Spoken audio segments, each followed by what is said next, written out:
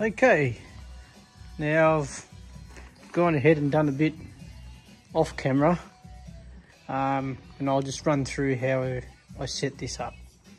Now, this doesn't need to be 100% accurate, because all in all it is a stand, and if it's out of concentric when it swivels, who cares?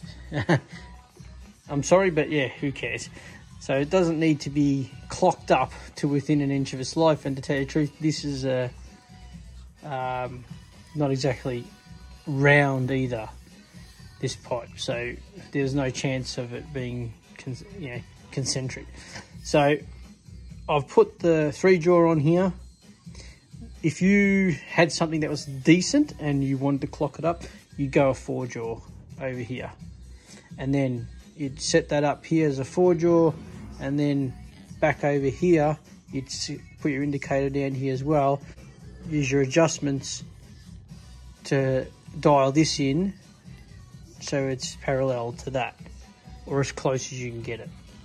But you know, I'm not bad. Like, it's probably about 0.3, 0.5 at the most, and for this it's okay. I've already machined flush this side, and I've bored it down inside, and there's probably about 3/4 of the internal board that was not machined. So for me, when I press in the insert to go inside there, that's more than enough. That'll be concentric to hold for what I'm going to do. You know, more than enough to locate it. Right, so now at the moment, as you might be able to tell, this is the other end, and it is far from being true. We'll start this up. Cool. Got about 350. Yeah, that should be alright. We'll start up, and we should be able to tell more than, yeah, we're just going to true that up, and then this is ready to, as you see, it's rotating pretty nicely. Just be sure to chuck a bit of oil in there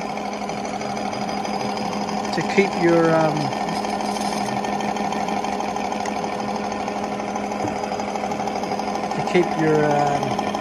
brass lubricated, so it doesn't wear your brass and the actual thingo.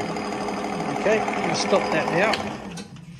As you can see, that's running nicely. I'll try and set you up somewhere and see if we can get it machined. Back soon. Okay, well, probably not the best of view for you, but it's the best I can give you at the moment.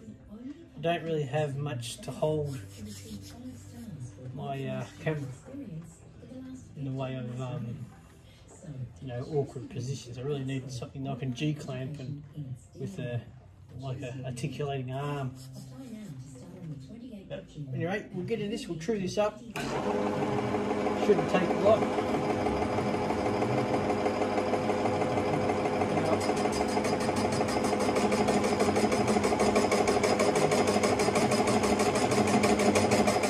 I'm using the back of the boring bar on a V angle, something like that, to take off the depth on there. It's an interrupted cut, so you're going to get parts where it doesn't like it.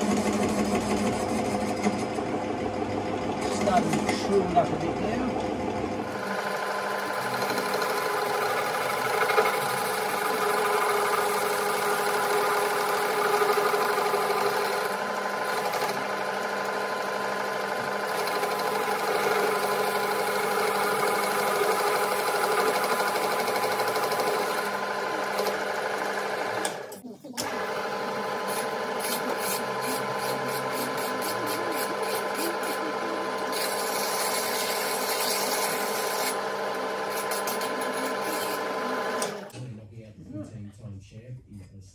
taking the edge off.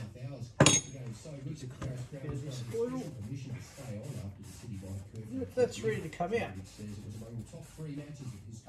Considering quality of tennis, playing my biggest rival, you know, on the court where just back these off has and had touch. so much success and has been the dominant force in the last, 15 plus years. Melbourne United have smashed Southeast Melbourne Phoenix in the semi-final series. Shower or two clearing this afternoon. A partly cloudy. And I don't know, as you can see, there's the ball in there, and there's just that little bit about between my fingers there that didn't get touched, so we're not too bad. Well, I've got to prepare the other part for the top section on there, and then we'll come back and show you that machining of that. I don't think I'll need the steady for that one, it's pretty short. Probably just put up in here, get it in the best position on the 3-jaw, machine it straight, flip it around, that sort of thing. Actually, I was going to see if I could fit it onto my faceplate, because I've got the base welded to it still for the base for the bench grinder, and I'd rather not grind all that weld off. There's a fair bit of grinding, and I think I can fit in the swing of it in the lathe and just bolt it to the faceplate. May have to drill some holes in it, but I'll suss that out, and if that's the case, we'll come back and I'll show you setting it up on the faceplate. Okay. Back soon. Alright. Well, I was going to do it on the faceplate, but I've never even had the faceplate mounted on the lathe since I've had it, so it was in the wrapper still. Problem I've got is the T-slots. I don't have a T-nut for them, so I'll have to make some T-nuts for them for the faceplate, so that I can utilise that in the future. But because I knew on the diagonals I had the swing on this, I thought I'll give the 4-jaw a try, so I mounted it on the bench and then put it on, and yeah, no problem. I got plenty of swing. It's not set up, still running it out a bit. We'll try and true it up as best we can with an indicator.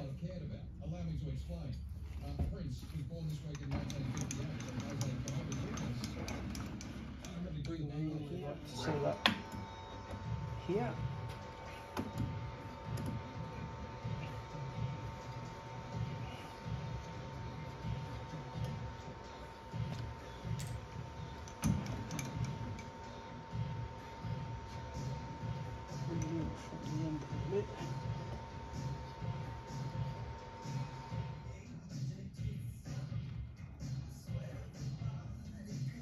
Okay. Alright, so we've already got a gap there, so she's got to go over that way quite a fair bit. Just be careful it doesn't fall out, just in case.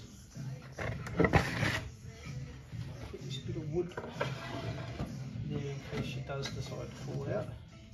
Hopefully it won't. So there we go. That's the loose spot. So it'll come to us.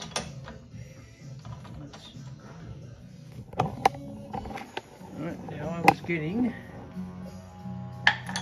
full rotation before, and now we're within, well, that looks like it's the low spot, 1.2.3. Okay, just under 0.3. Now that is not by far a machined surface, it's just rough pipe. I mean, and you can see it's hasn't exactly had an easy life, this, by the look of it.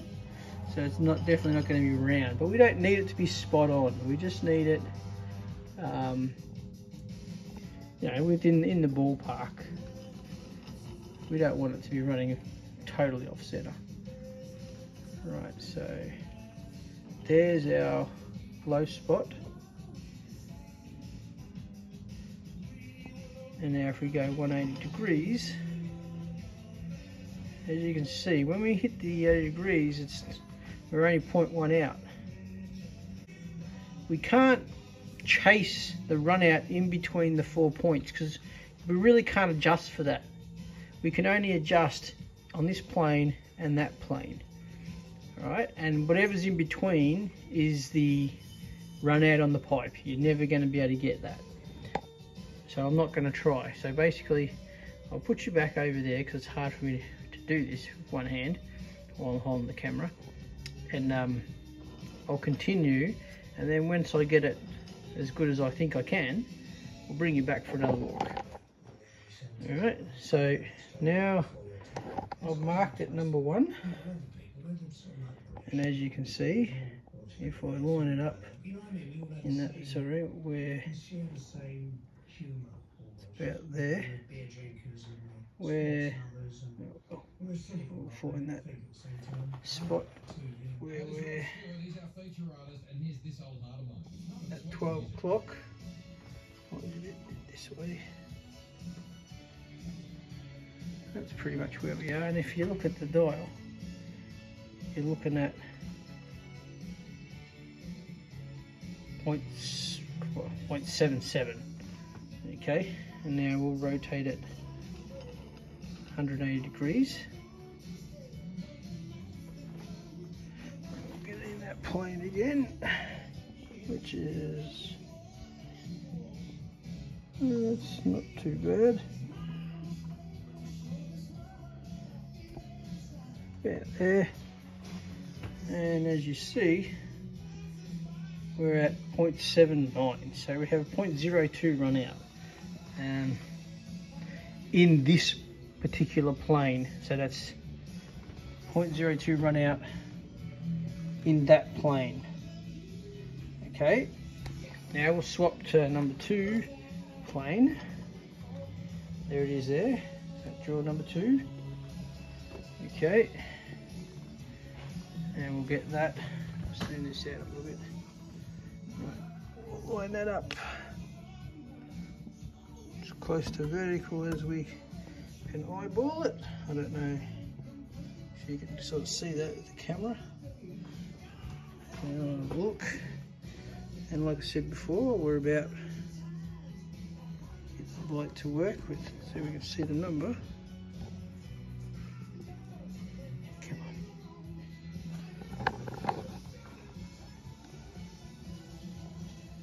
There you go. I don't know if you can see that or not, but it's a reflection of light. Ah, there we go. So we're at 0.82, just under. Now we'll rotate that another 180 degrees. Line that up again as best we can from here. A bit more. Okay, and you look at it, and we've got 0.083. So we're within 0.02 to 0.03 if you need to be picky about it, and it's not going to get any better than that. The rest of the run out is because it's not round. We know it's not round. Okay, I'm going to run this on a slow speed, 60 RPM for now.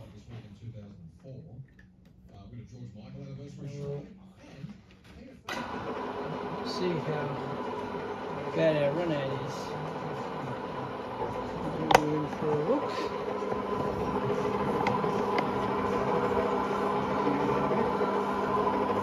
Now, as you can see, the cut on that pipe, I did it with a reciprocating saw because I haven't got a bandsaw. I could have done it with my drop saw, but no, I just felt like doing it with my reciprocating saw. It was already in the vise, so I just did it. Because I knew I had to machine this up anyway, because the drop saw never has a nice cut anyway. And I need to cut to bore in there to get it nice and get it close. Some sort of machine service. And as you can see, it's clocked up nicely. We've got the swing, and even though the dial is jumping around, it's spinning quite concentric. Stop that.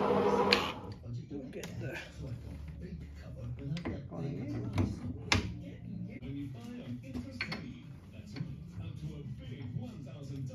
I'm going to true this up first. I'll put that on a bit of a V. Bump this up to 350.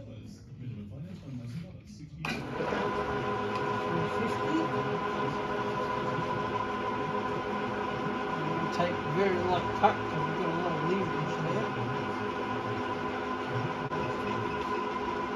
And about 0.2. Zero that out.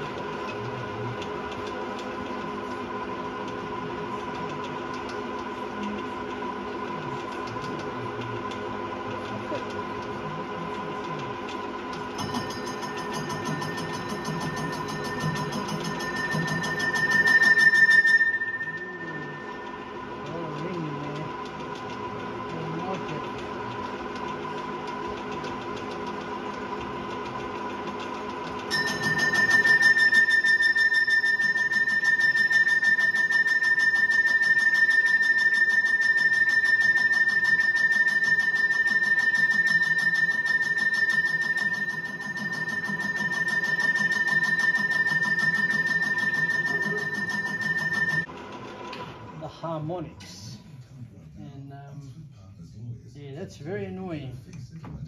So there is a way to remove that. I don't have a bit of rubber, but this might do. We'll see if this works. We need something to absorb that high harmonic vibration, and because we're not machining along it, and this glove's pretty light, it shouldn't throw the weight out of it.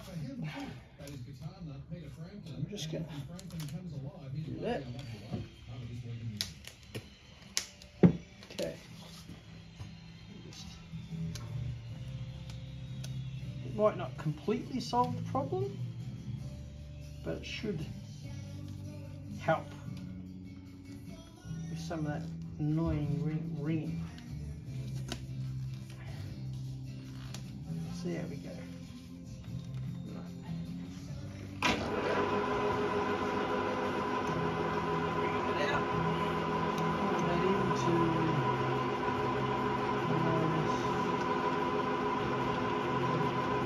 -0.2 off it.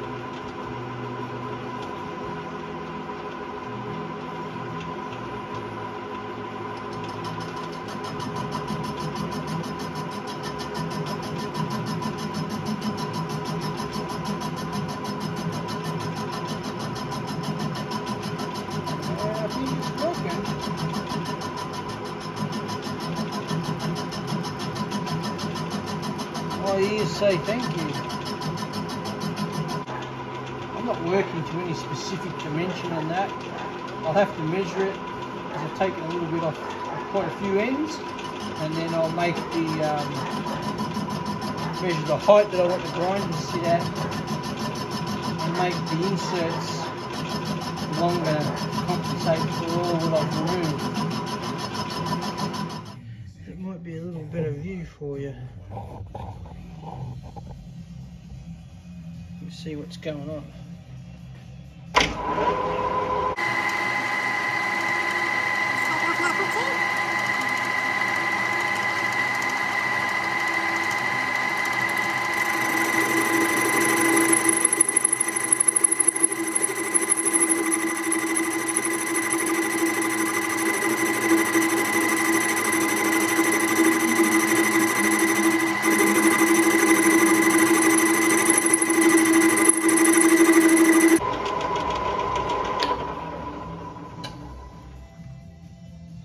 Geez, even the wall thickness is varying. I still haven't.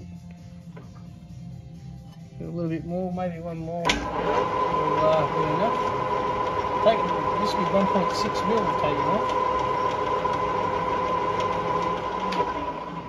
Still think we need a touch more, but we'll have a look. Yeah, so just a section here that's still not cleaned. I mean, for what it is, I could probably get away with it, but I just might as well throw that little bit extra.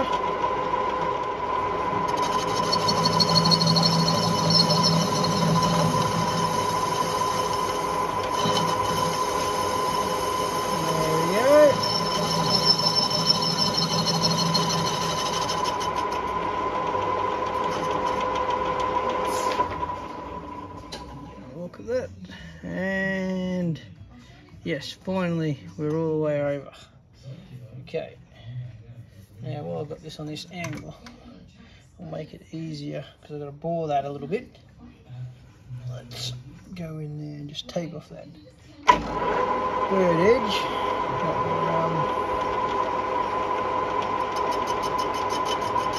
Created.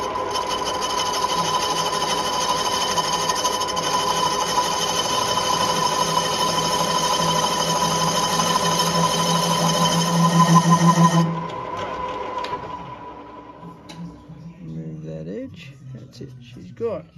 Now we'll set this up to bore. Now this is going to be hard for you to see because well, it's basically going to block the view of the camera. But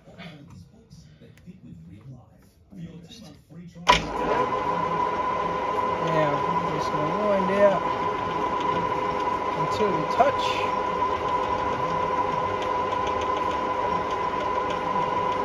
This is by no means round on the inside.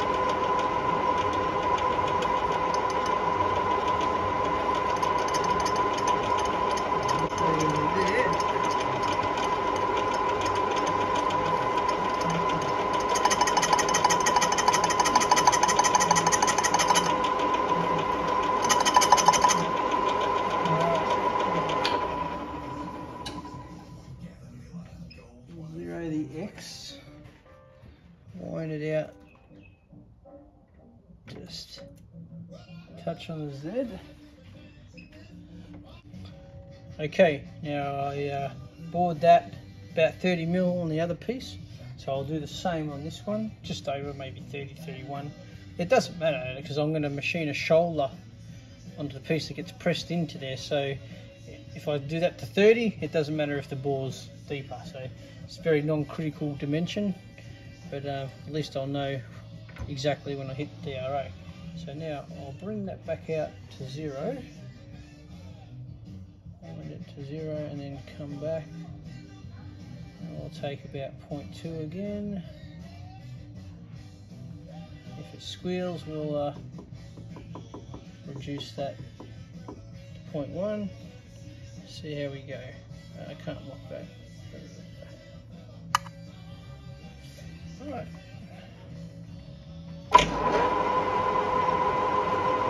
And I'll just feed it by hand. Actually, engage that. Feed.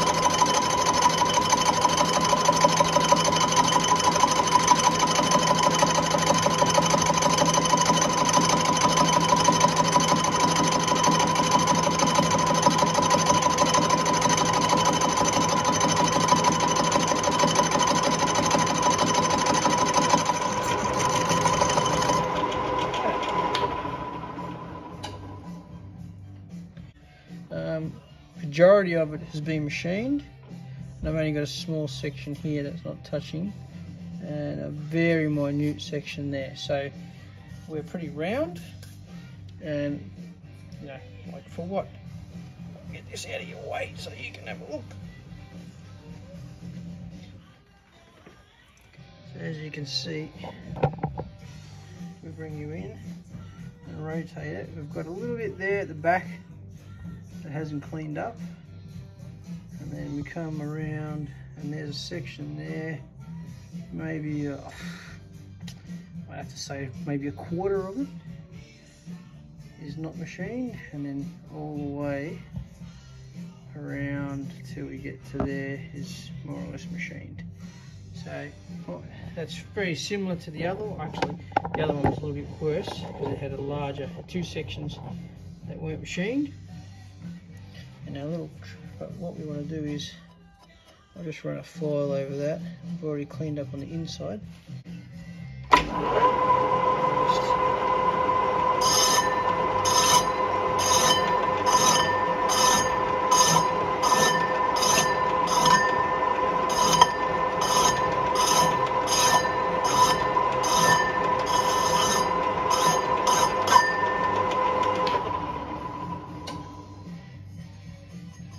That's it, just to get rid of that little edge. And we're golden, that's done. I'll measure the inside of that and make the next we'll be making the pieces to fit in there now, and that's not going to be a super tight fit. Going to make it size for size, maybe just under, because it may bow mouth, which really won't make any difference if it does, because I might make it just a hair under size for size, so we get a nice fit in there. Like I said, it's only going to swivel, and it's going to be a hole in the center, and the outside's just going to swivel around it, and there'll be probably 4 flats machined on the inside, where grub screw will come through here, threaded in and out there, maybe on like a handle, and they'll just loosen it enough, back it out so that you can may not even be a flat, it may even just machine around a groove, so I can just back the handle out and then rotate it whenever I want, and then lock it back in again. It's not like if I have it, as long as I have it a decent amount below the surface of the pipe, it won't bind on anything. Yeah, so I don't think it's going to be major drama. It's pretty simple. I know I haven't described it probably great, but when we get into it, you'll think, oh yeah, that's a simple, very simple. Right, so that's ready to come out. So that when you undo something that's heavy, not that it's that heavy, but it's quite a big plate, it won't fall and damage your bed. I'll show you what I've done for the 4-jaw chuck. Quite a little nifty idea. That's removed. Take that out.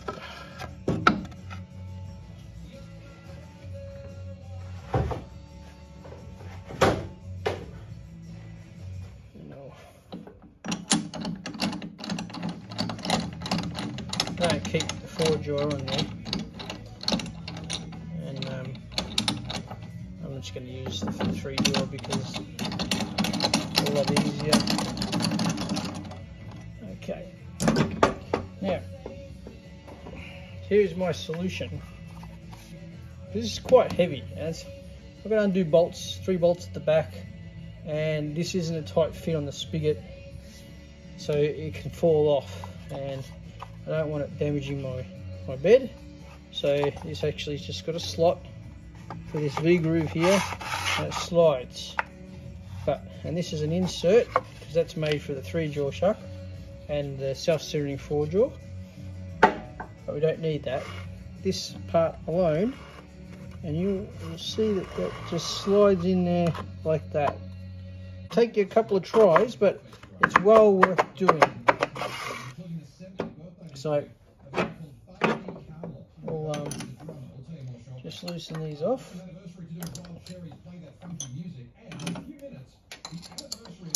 Bolts there. Okay.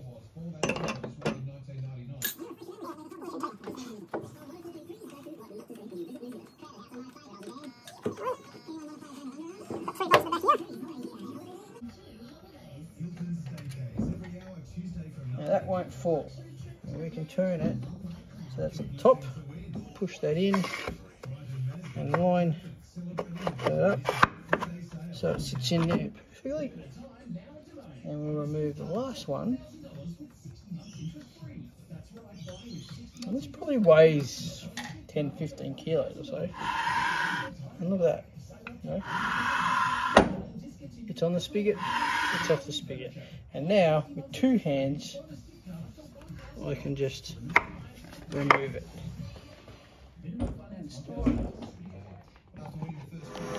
Okay, I'm not going to show all of this, so because it's just going to be more of the same thing. I'll bring you back at each part. At the moment, I've got it set up in the lathe, got the live center. I've center drilled it, supported by tailstock, standard procedure. I faced off before I center drill it there, and if you can see the little stride mark there, that's where I'm turning down the major diameter. It's 110. I need it 100 mil, 105 mil long from this edge here, and I need an extra 3 mil. I'm going to be using the part off anyway, so I just made it 110 just to give me a bit of room. I'm only going to get one piece out of this. I'm going to have to use another piece from the second one on the other side, but yeah, I'm a bit short. This material is a bit short. So I turned this diameter down to, I think it was just over around 60 mil diameter. It's 62 at the moment. And I'm taking 0.5mm cuts because I'm just using my finishing tool. No rush, otherwise I'd use a roughing tool. Right, so we're just about at the mark. The DRO, that's set for 100. You know when we get to 110. Disengage the feed. I'll actually do it sooner and finish it with my hand. Close enough. Right, I'm going to work to the smaller diameter side because this is going to become the same size diameter of the pipe. This end will be machined down to go inside the pipe. So I don't want to go too small on this end. So we'll work off this side. And we're at 61.03. 61.03. So I'll set the DRO. Hopefully a bit of reflection off the plastic, but we'll go X 61.03 minus enter. So now when I go in, that'll keep going down and I'll know exactly what I've machined to. Okay. And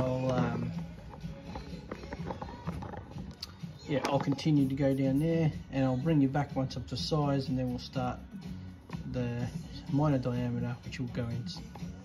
Basically going to be just under size for the pipe, because we want a bit of interference fit, but we don't want to bell mouth the pipe because it's not really thick walled. Okay, back soon. Okay, set you up there, we'll see how we go. Right, we'll turn our lathe on. Already set the depth.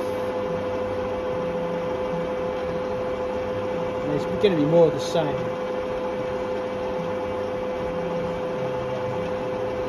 Pattern will set the depth.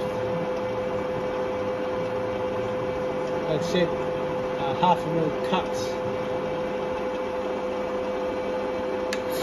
I'm using coolant because I'm using my finishing tool, and it's not spinning that fast that it's going to flick it everywhere. Gauging the feed.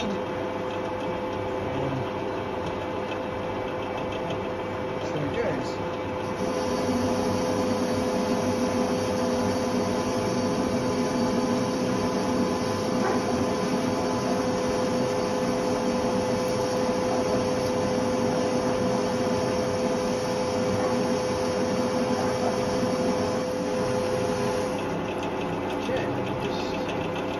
Basically it.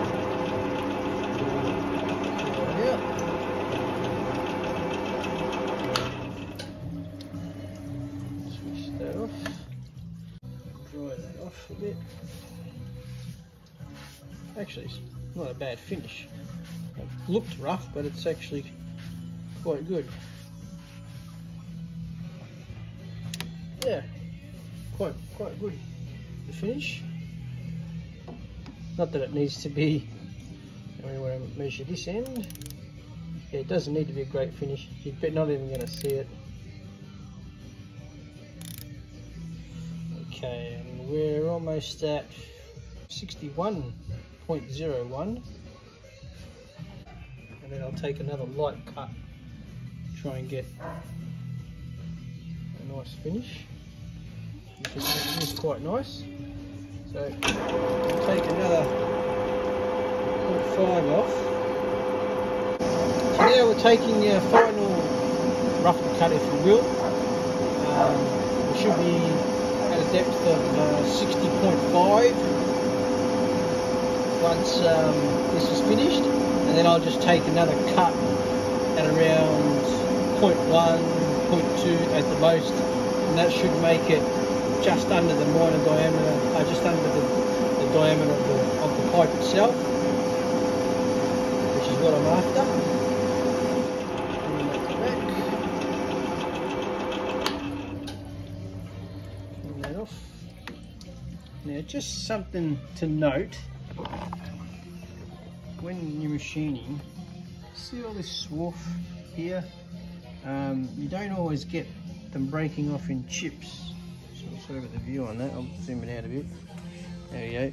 Don't always get them breaking off chips. Sometimes you get this really stringy type thing, and then all this is like one big bird's nest, and you've got to be careful, because if this gets hold of the chuck or somehow wraps around the work, it can fling that whole thing out and spin it around, and it could hit you. So it's a good idea to remove that between each cut, and I just throw it in my swarf bin there, just so it doesn't become a flying swinging ball of swarf. Okay, so I'll put you back up there and we'll measure this, because we're pretty close. I'll dry that off.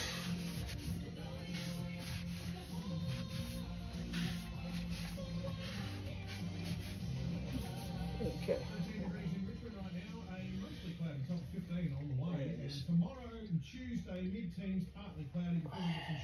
This area here is what we're aiming for. There are going to be around 20 to 30 kilometres during the morning. Nothing like we've experienced in the last. Alright, now we're at 65.02. No, sorry, 60.52. Right. So I will enter that into here, 60.52 minus enter. So really all I want to do is take off another 0.2, and that'll get me underneath the diameter of the pipe, which is 60.5. Now, take our last cut for the OD, and we've got to still do the ID, and that's got to go down to the internal measurement.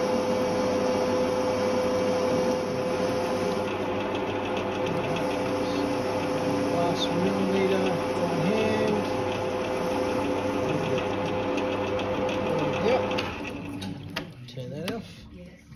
Yeah, and that's giving me a really nice Might get a clean one. I don't. Look at that. Remove this. There.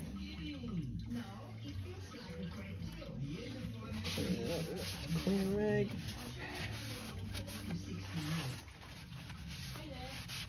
Okay.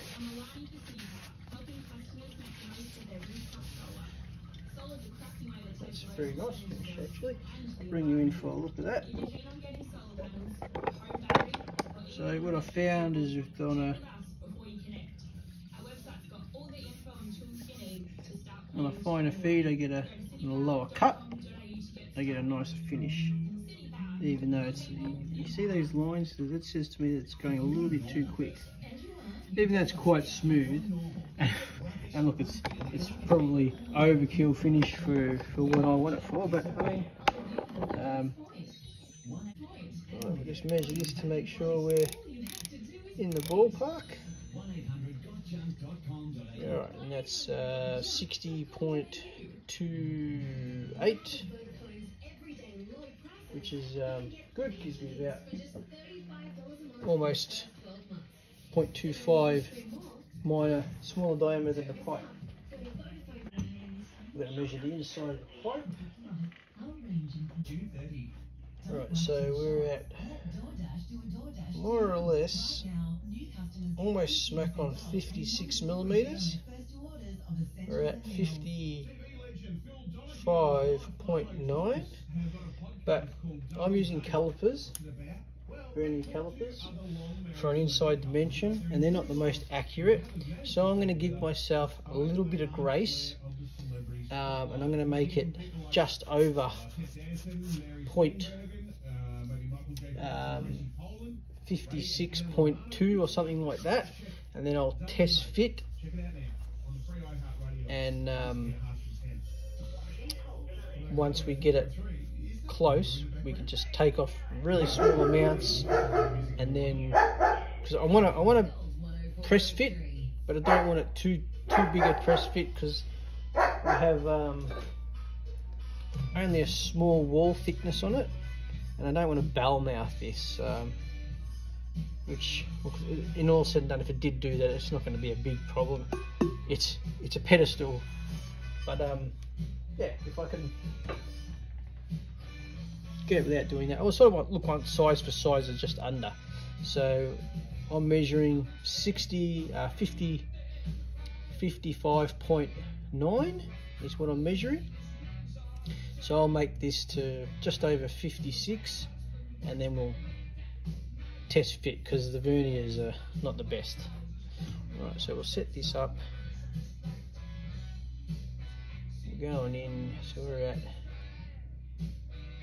so we've got a bit to take off. So I'll take off from there.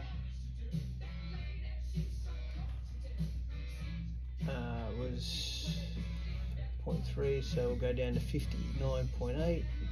Continue with our 0.5 increments, but we're only going for 30 millimeters now. I might take it to 30.5 because yeah, the deeper we go, the bigger that it's going to push it back, and then we'll just wind it out at the end.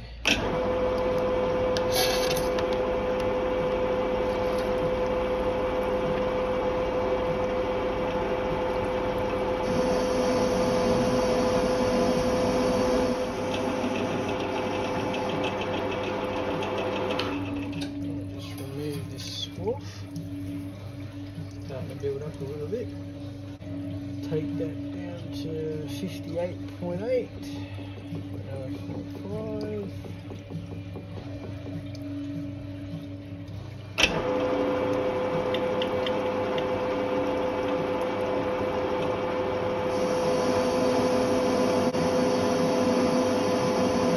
Take this cut and remove the tailstock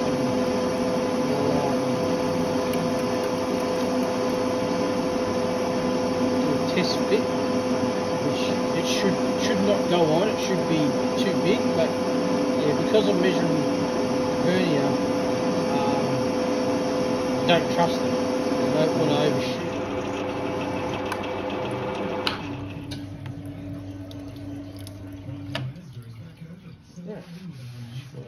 Clean.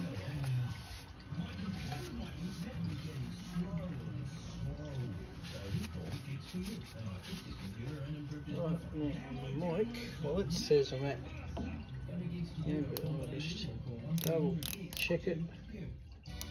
The mic, check twice, machining once, and now we're at, yep, more or less 0.8. So we'll have to move you over to that side.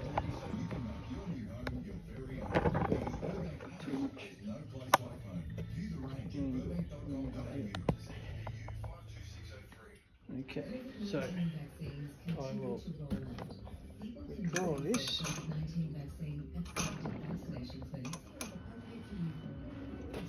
Back and further.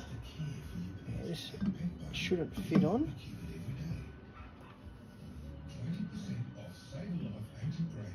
It is big, which means my measurement is very close, which is good because that's almost 0.3 bigger,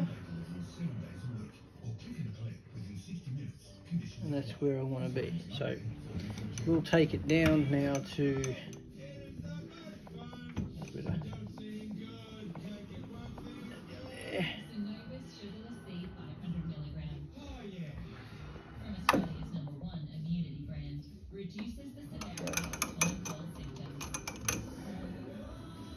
yeah, just in case for some reason my internal measurement was way off. I like to test fit it if possible. We'll try this views while we've got it. It's just a bit difficult for me to press the button when I can still stop it. Wind that out. We'll go in. So we're at 58.8. We'll take that down.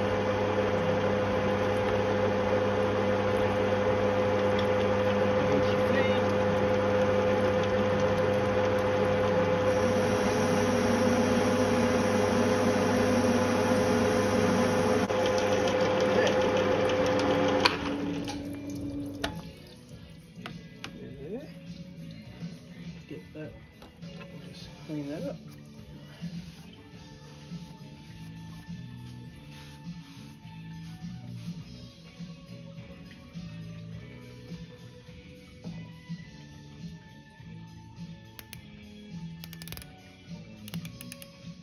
We are pretty much where we want to be. Oh, that measures in at 55.985. It's just exactly where I want to be. And hopefully this won't just fall on. I see we're starting to go on.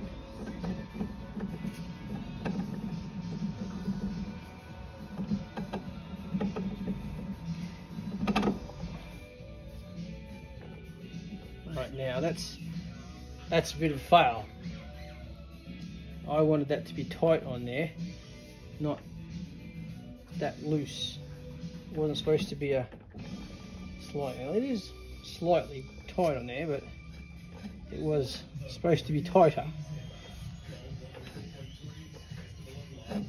So when I put that on there,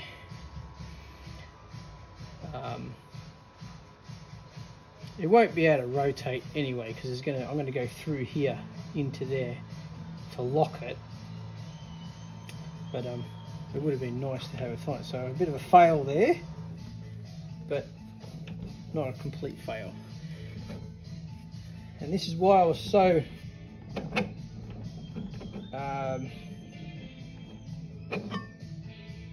careful. But as you can see, we're measuring turning. I think this partly because this is not quite 100% round, but there wasn't a lot of wall thickness in there to keep going to make sure that it was round.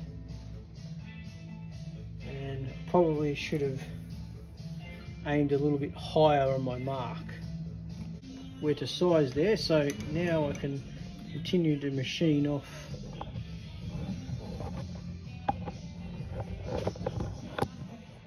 that spigot. We can start doing the bore. I actually might do the bore first, less material to remove off that.